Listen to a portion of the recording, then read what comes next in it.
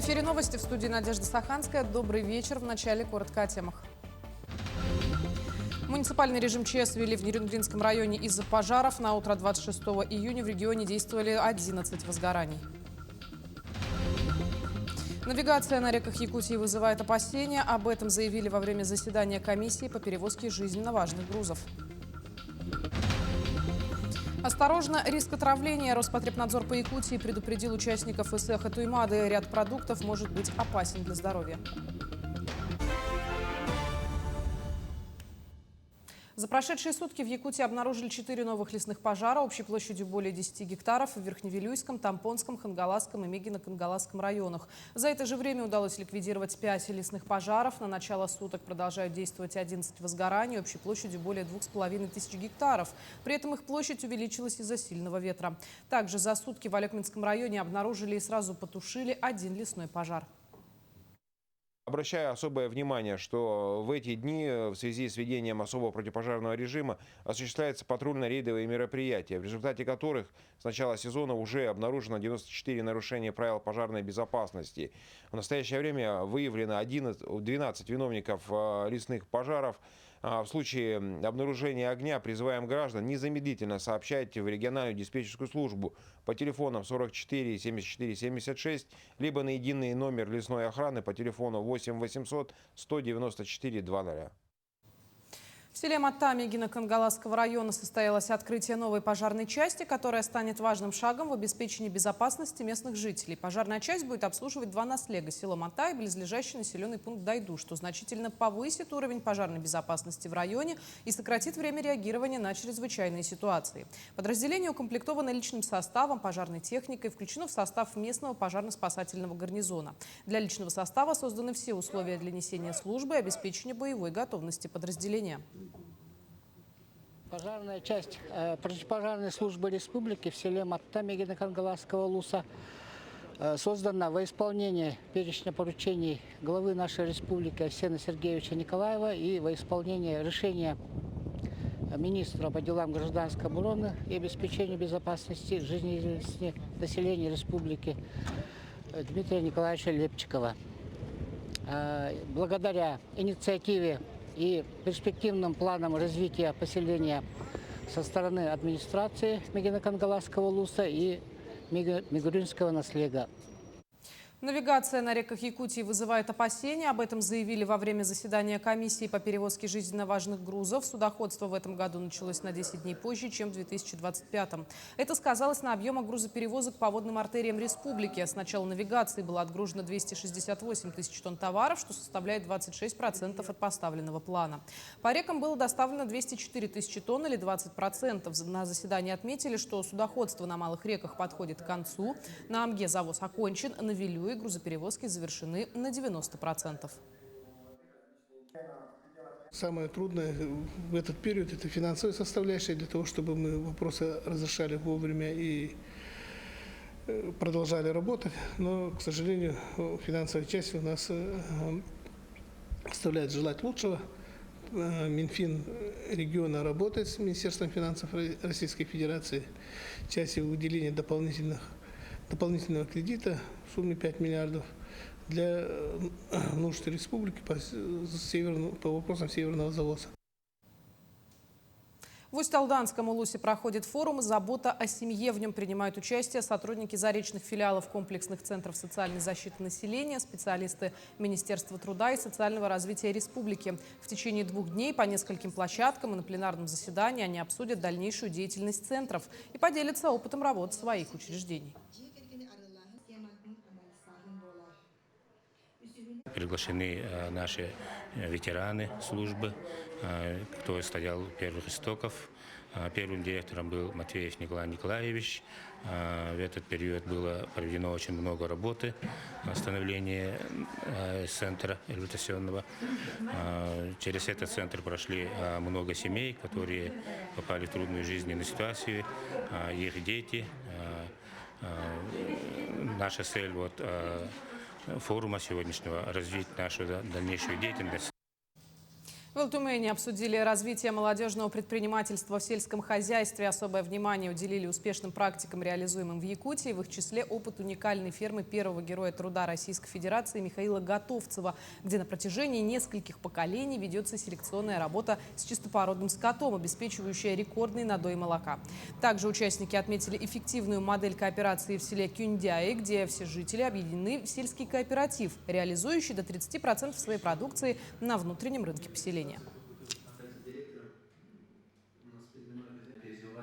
КСИХ меня пригласила наша региональная ассоциация Министерства сельского хозяйства Республики Саха-Якутия именно посетить их регион, встретиться с фермерами, пообщаться, собрать проблематику, выехать в районы, выехать к сельхозтоваропроизводителям, поговорить, посмотреть, как вообще идет развитие фермерского сообщества именно в Республике Саха-Якутия и обсудить проблематику и что-то вынести на федеральный уровень. В Амге выпускники средней школы имени Владимира Короленко отметили юбилейную дату – 60 лет с момента ее окончания. Встреча выпускников – это теплый и душевный праздник, который позволяет вспомнить школьные годы, встретиться с друзьями, поделиться новостями о жизни. На встречу со всех уголков России и республики приехали 28 одноклассников. Многим из них сегодня исполнилось 80 лет. Они все уважаемые и состоявшиеся люди, пользующиеся известностью в родном городе и за его пределами, а также профессионалы своего дела. Я сегодня очень счастлива. Вот собрались мои одноклассники. Смотрите. Мы сначала, когда были молодыми, мы встречались в 5 лет один раз. А когда чуть постарше стали, мы стали встречаться 2 раза в год, потому что мы друг без друга прожить не могли. Не умеем жить. Мы всегда вместе, мы всегда в дружбе, мы всегда в радости. Мы самые-самые счастливые.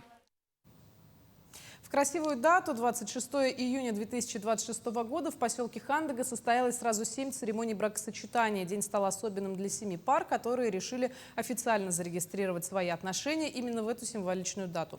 Каждая церемония была наполнена теплыми эмоциями, счастливыми улыбками, важными моментами начала новой семейной истории и с искренними поздравлениями от районной администрации в адрес супругов, чьи сердца соединились в юбилейный для поселка Хандыга год.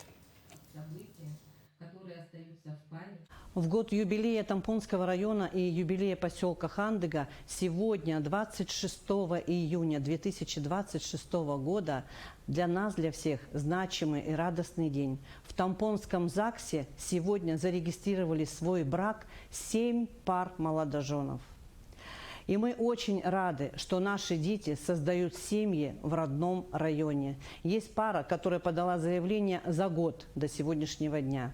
Создание семьи – важный, значимый шаг в жизни любого человека. Детский центр Туалбе имени Зинаиды Тихоновой в Намском Улусе стал победителем 2 премий в текущем году, включая международную экологическую премию «Экология – дело каждого». На грантовые средства в центре открыли этнокультурный комплекс с новым балаганом и создали экологический парк «Юка», ландшафтный дизайн которого разработали сами школьники. Под руководством директора Надежды Дичковской педагогический коллектив активно внедряет новые технологии и развивает школьный бизнес-инкубатор. Этим летом в лагере «Сайдыс» занимаются 50 детей. Они получают практические навыки, ухаживая за огородом, высаживая декоративные кустарники и занимаясь кролиководством. В прошлом году я была в отряде юный блогер, а сейчас юный фермер.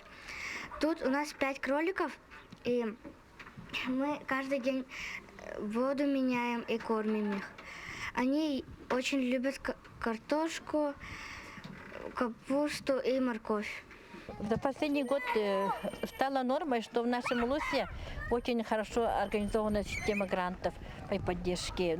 Стали работать вплотную. Мы создаем условия для детей, чтобы они выросли, можно сказать, приобщенными к природе. В Арктическом государственном агротехнологическом университете стартовала международная научно-практическая конференция «Физическая культура и спорт в образовательных организациях высшего звена. Актуальный вопрос теории и практики». Конференция – это площадка для интеграции научных достижений, практического опыта и образовательных результатов в сфере физической культуры и спорта. Участники обсудят такие темы, как роль музеев спорта в сохранении исторического наследия, инновационные подходы к профессионально-прикладной физической подготовке в аграрных вузах, теоретико-методологические и медико-биологические аспекты спорта в системе образования. Здесь мы пропагандируем именно новые виды спорта, ну, такие, скажем, даже есть такой, может быть, немножко непривычный вид спорта – это стрельба из лука с лошади. Да, вот. Также другие виды спорта, да, те, которые не так популярны, но они являются именно теми способами, где мы можем привлечь наибольшее количество детей. Подлинные сокровища Петергофа впервые приехали в Якутию. В Национальном художественном музее открылась выставка «Петергоф. Великолепный век», объединившая около 200 подлинных экспонатов 17-18 веков из собрания музея-заповедника Петергоф. Посетители увидят парадные портреты российских императриц, живопись, графику, императорский фарфор и предметы дворцового быта. Выставка позволяет познакомиться с культурой эпохи барокко, не покидая республику. Увидеть воочию шедевры императорской коллекции можно будет до 30 сентября. Для нас большая честь было привести нашу коллекцию собрания Петергофа в Якутск. Это самая отдаленная точка, в которую путешествовала когда-либо коллекция Петергофа. Этим проектом мы хотели объединить нашу историю, нашу общую культурную историю и показать жителям республики те сокровища, которые хранятся в великолепном Петергофе. Управление Роспотребнадзора по Якутии опубликовало рекомендации для участников цеха Туймады. Ведомство призвало жителей и гостей праздника внимательно подходить к выбору продуктов питания во избежание пищевых отравлений и инфекционных заболеваний. Особое внимание ведомство обратило на недопустимость покупки продуктов с рук и в неустановленных местах. В перечень потенциально опасной продукции вошли кремовые кондитерские изделия, салаты с майонезом, мясные рулеты, студни, вареные колбасы, сосиски в тесте, шаурма, а также кисломолочные напитки домашнего изготовления без маркировки. Ну а в дни празднования цеха Туймады в Якутске установится жаркая погода, возможны грозы и порывистый ветер. В субботу днем воздух прогреется до плюс 28 и плюс 30 градусов. День пройдет преимущественно без осадков, однако к вечеру возможна гроза. Порывы ветра днем могут достигать до 9-14 метров в секунду. В воскресенье дождь тоже не предвидится, но снова прогнозируют сухие грозы. Дневная температура составит плюс 26, плюс 28, ночью плюс 14, плюс 16. Гостям и участникам праздника рекомендуется иметь при себе головные уборы, а также быть готовыми к кратковременным изменениям погоды.